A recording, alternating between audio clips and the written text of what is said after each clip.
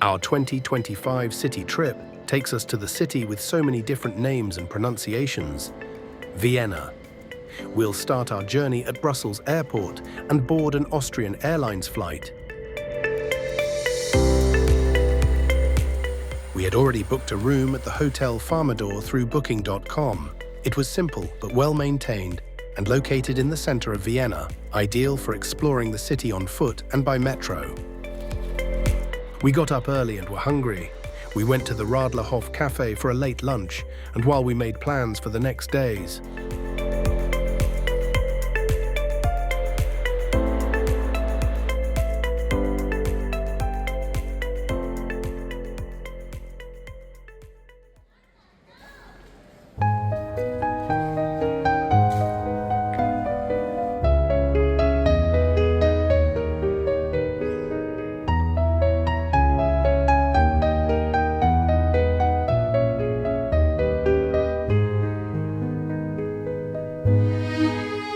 the museum's Quartier Wien, often abbreviated as MQ, is one of the largest and most dynamic cultural and art complexes in the world, located in the 7th district. The MQ isn't just for museums, it's also a vibrant public space where locals and tourists gather.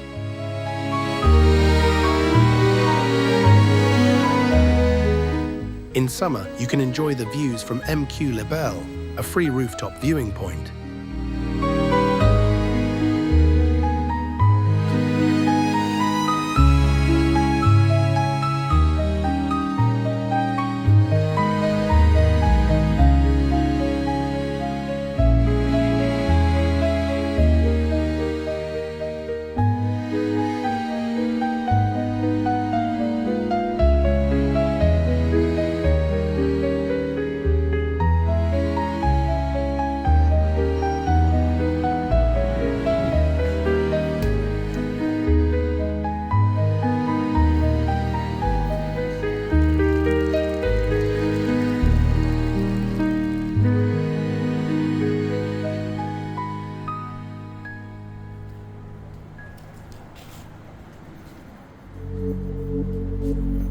Today we're using Vienna's well-developed metro network. As in many large cities, this is the easiest and cheapest way to get around quickly. The 3-day pass makes it even more attractive.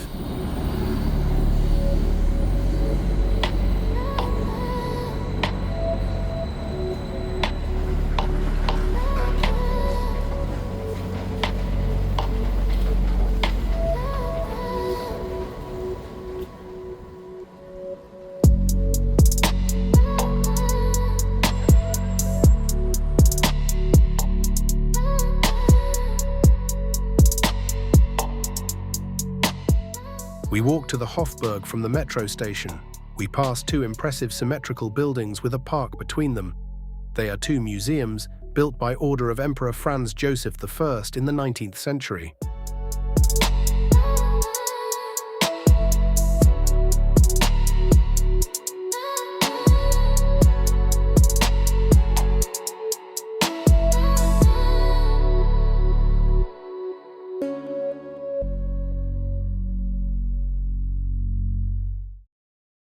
The Hofburg Palace is the former Imperial Palace of the Habsburgs and was the center of power of the Austro-Hungarian Empire for centuries. The Sisi Museum is also located here and is dedicated to Empress Elizabeth of Austria, better known as Sisi. You'll see her personal items like dresses, jewelry, parasols, and her beauty and fitness routine.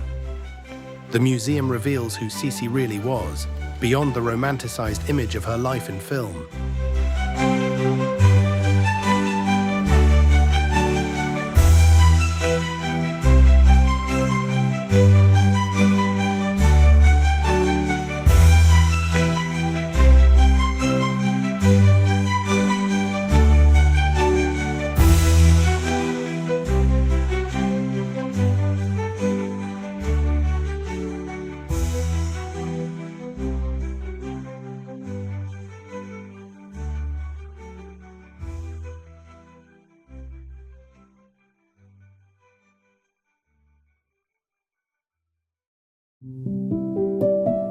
The Spanish riding school is also located in the Hofburg. We just managed to snag tickets at the shop for the performance the next day. Besides the shop, there's also a cozy cafe, which houses a gin distillery. Gin enthusiasts will definitely enjoy it. We'll stick to the coffee, which is excellent, by the way.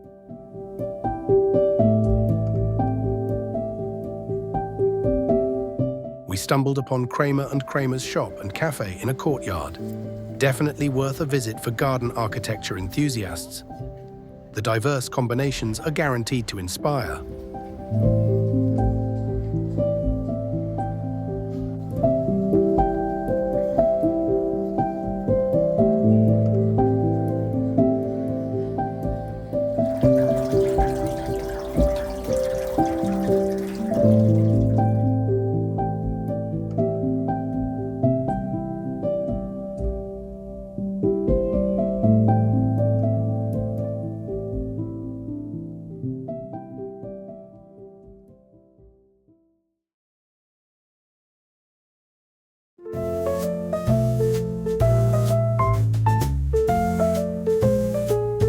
Drinking coffee at the famous Café Central won't be an option.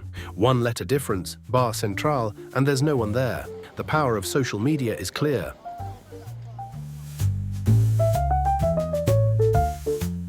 There are several expensive shops located in and around the Kohlmarkt.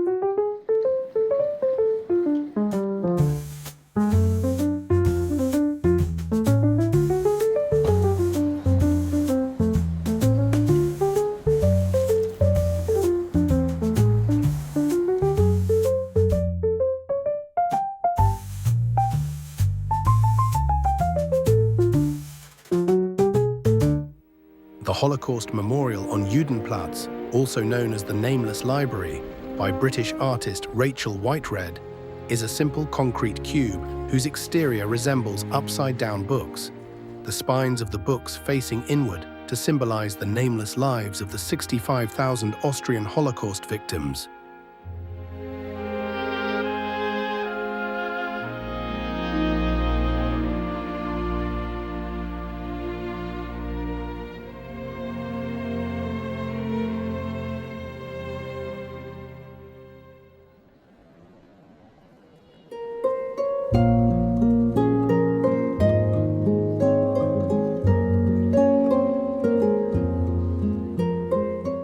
St. Stephen's Cathedral is easily recognizable by its tiled roof. It consists of approximately 230,000 glazed, colorful tiles that form mosaics, including the double-headed eagle and the coats of arms of Austria and Vienna. This building stands in the heart of Vienna on Stephansplatz and is one of the city's most recognizable symbols.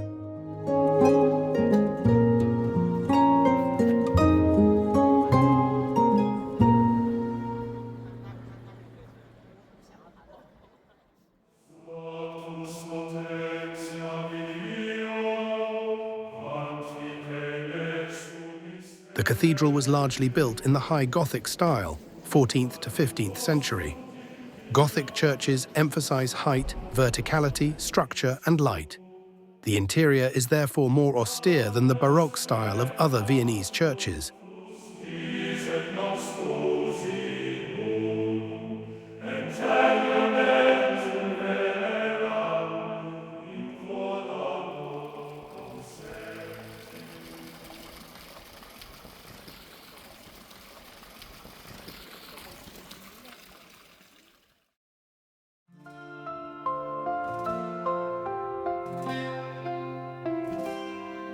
In the heart of Vienna, so serene, so calm, whispering streets where I belong.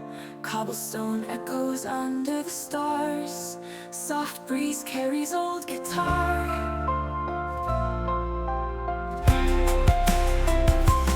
Oh Vienna, how you sing melodies that make hearts spring, dancing shadows in the park, illuminating the dark.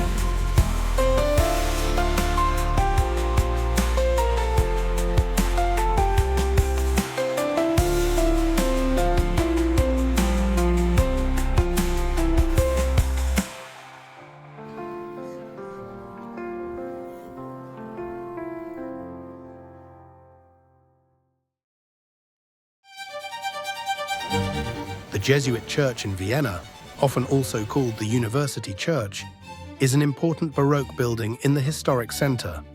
It was built between 1623 and 1627. It originally served as a university church. The exterior and interior are quite different. Exterior, relatively austere, with an early Baroque facade and 2 towers added later. Interior, richly decorated with gilding, imitation marble, woodwork and ceiling frescoes. The artist Andrea Pozzo is known for his perspective paintings and the famous trompe-l'œil effect on the ceiling, which gives a flat dome a 3-dimensional appearance.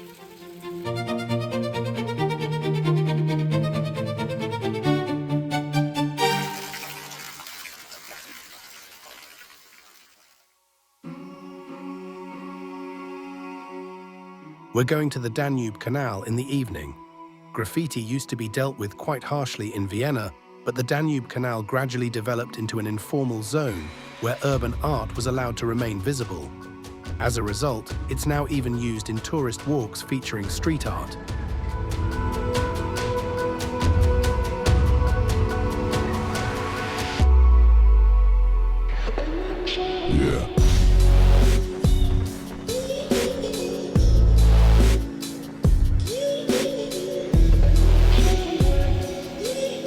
Works rarely stay up for long. New artists often paint over older pieces. This means the area is always different, a typical characteristic of an active street art scene. Not only local artists from Vienna paint here, international crews and well-known street artists also regularly leave their work behind. As a result, you see a variety of styles.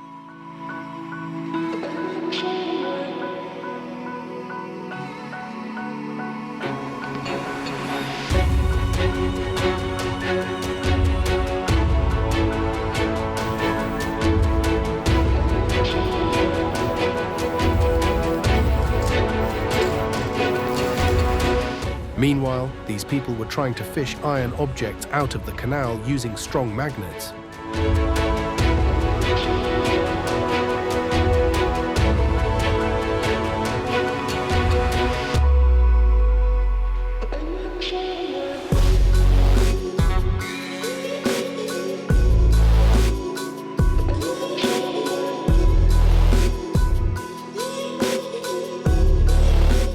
Finally, the day ended with a delicious cocktail at the Hard Rock Café und ein Bratwurst from the sausage stall.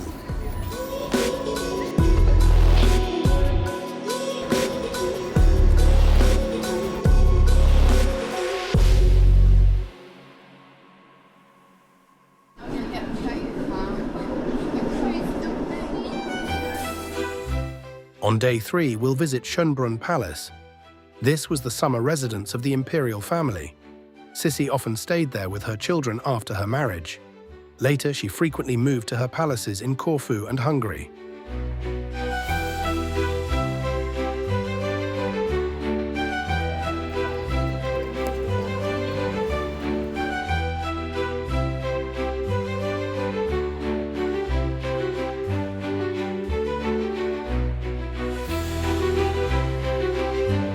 The palace took on its present form in the 18th century under Empress Maria Theresa, who had it expanded into a prestigious residence for the imperial court.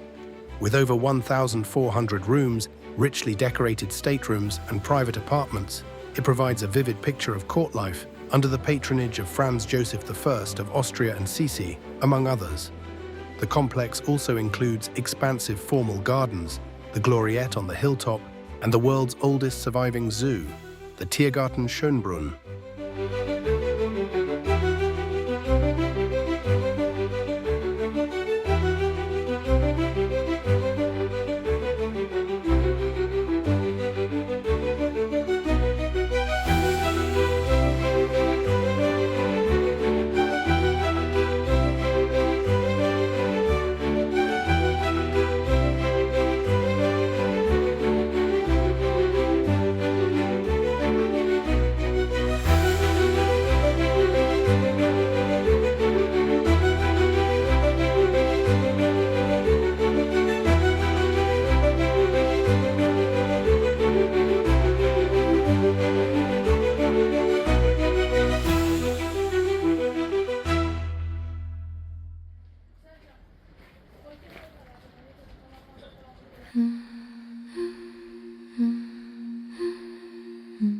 The gardens are slowly entering winter.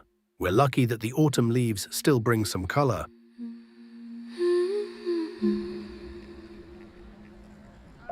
The gardens are designed in a strict French Baroque style, strongly influenced by André Le Nôtre, the designer of the gardens of Versailles. They are characterized by strict symmetry, long sightlines, geometric flower beds, and monumental perspectives. The central axis runs from the palace to the top of the hill at the Gloriette.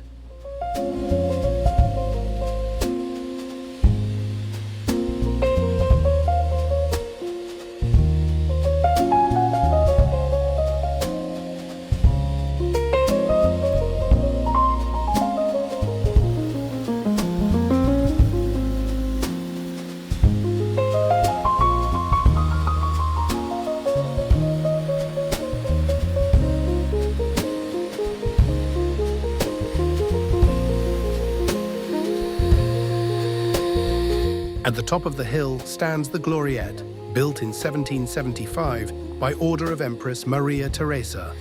This pavilion is a symbolic monument to Habsburg power and offers spectacular views of Vienna.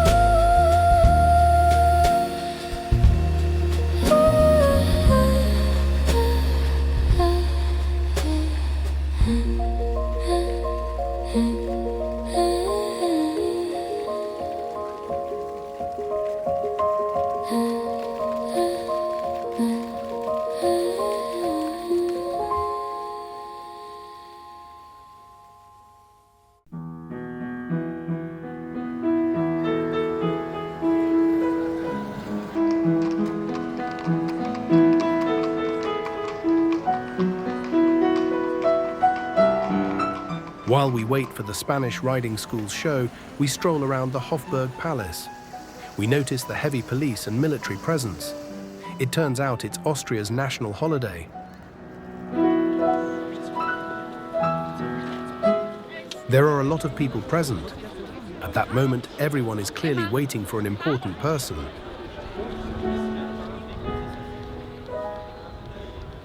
It turns out to be President van der Bellen. The Spanish riding school in Vienna is the oldest surviving riding school in the world that practices classical dressage according to the Renaissance tradition. Located in the Hofburg Palace, it is internationally renowned for its performances with Lipizzaner stallions.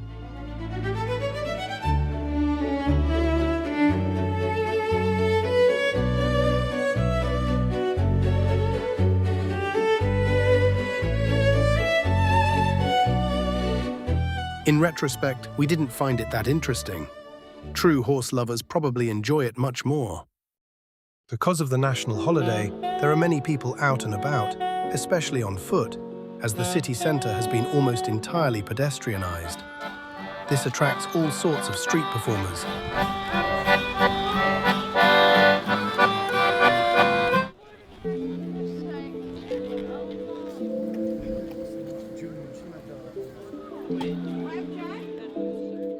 Walking through the centre, you will discover one interesting building after another in all possible styles.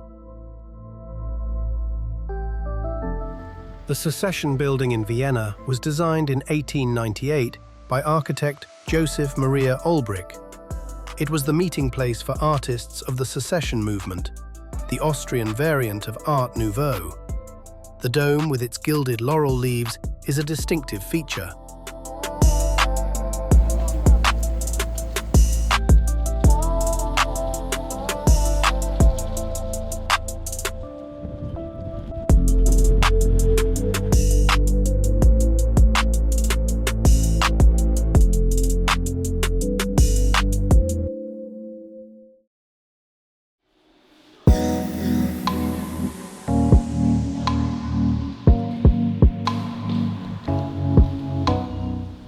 evening, we take the metro to a place in Vienna that's definitely still on our to-do list.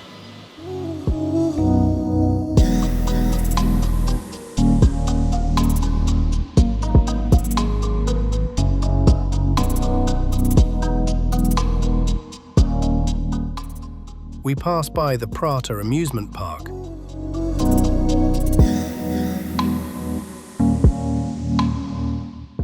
But first, we fill our empty stomachs with a typical Viennese sausage.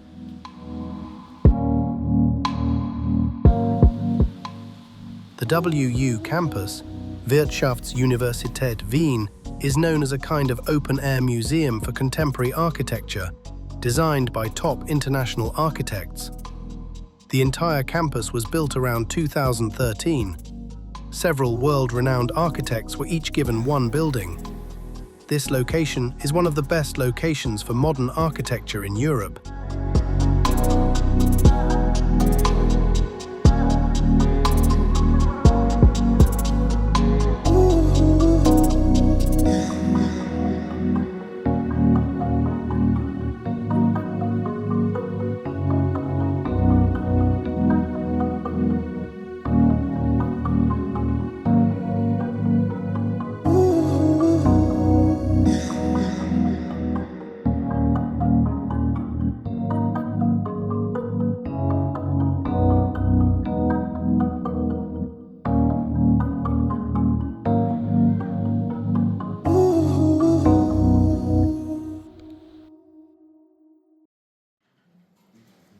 Our last breakfast in Vienna.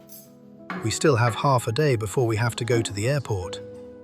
As true Harley-Davidson enthusiasts, we'll visit the local dealership.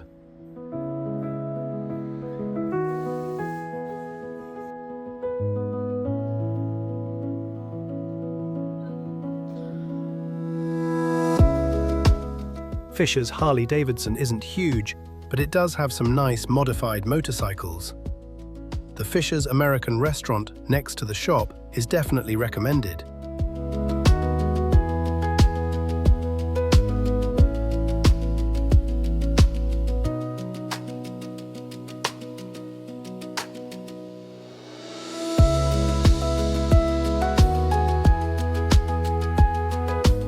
And so we conclude this city trip in style. As you may have seen, Vienna has a lot to offer in terms of history and art, but it's also a fascinating, modern and vibrant city that pleasantly surprised us. If you liked this video, please give it a thumbs up and subscribe to my channel so you don't miss anything in the future. Thanks for watching.